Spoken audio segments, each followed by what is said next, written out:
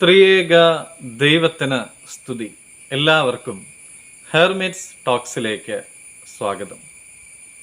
യെരുശലേമിൽ ആട്ടുവാതിൽക്കൽ ബെഥസ്ദ എന്ന് എബ്രായ പേരുള്ള 5 മണ്ഡപങ്ങളുള്ള കുളത്തിൻ്റെ കരയിൽ 38 വർഷമായി കിടന്നിരുന്ന രോഗിയുമായി യേശു തമ്പുരാൻ സംഭാഷണത്തിൽ ഏർപ്പെടുകയാണ്.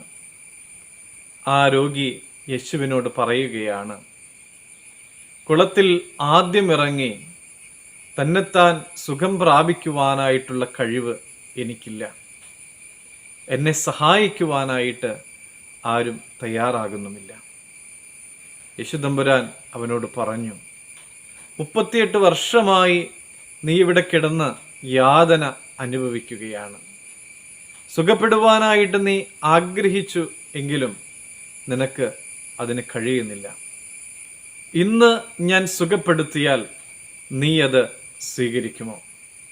പ്രിയമുള്ളവരെ, നമ്മുടെയൊക്കെ ജീവിതത്തിലും ഒത്തിരി പ്രശ്നങ്ങളുണ്ട്.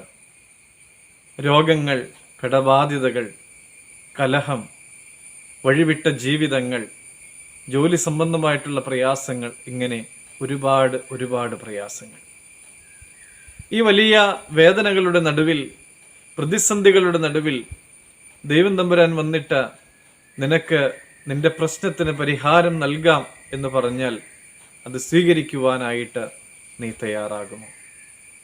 ഭാര്യ ഭർത്താക്കന്മാർ തമ്മിൽ കലഹിച്ച് വേർപിരിയലിൻ്റെ വക്കിൽ നിൽക്കുമ്പോൾ, അല്ലെങ്കിൽ സഹോദരനുമായി ശണ്ടയിട്ട് പരസ്പരം യാതൊരു ബന്ധവുമില്ലാതെ കഴിയുന്നതായ സാഹചര്യത്തിൽ ദൈവം വന്നിട്ട് പറയുകയാണ്, ഞാൻ നിങ്ങളെ അനുരഞ്ജനപ്പെടുത്താം. ആ കർത്താവിൻ്റെ വാഗ്ദാനത്തിന് എന്ത് മറുപടിയായിരിക്കും നമുക്ക് കൊടുക്കുവാനായിട്ട് സാധിക്കുക?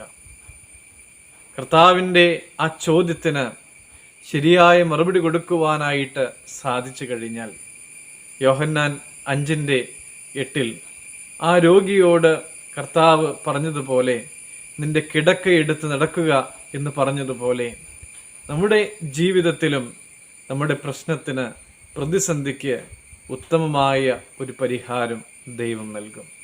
പ്രിയമുള്ളവരെ, അത് സ്വീകരിക്കുവാനായിട്ട് നാം ഒരുക്കമാണോ? ഓർക്കേണ്ട കാര്യം ഇതാണ്: അനുസരണമാണ് അനുഗ്രഹത്തിലേക്കുള്ളതായ പാത. ദൈവം അനുഗ്രഹിക്കട്ടെ.